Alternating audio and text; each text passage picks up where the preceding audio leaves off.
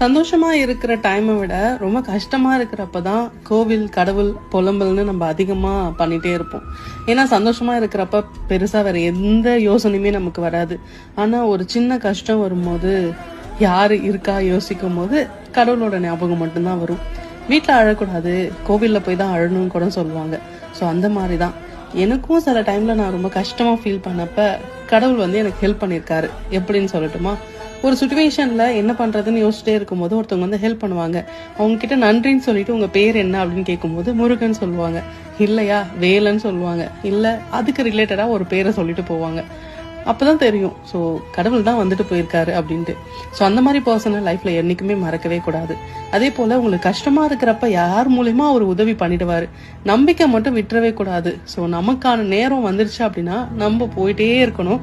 யாருக்காகவும் நீ வாழ்ந்து காட்டணும்னு அவசியம் இல்லை. உனக்காக வாழ ஆரம்பி. வாழ்க்கை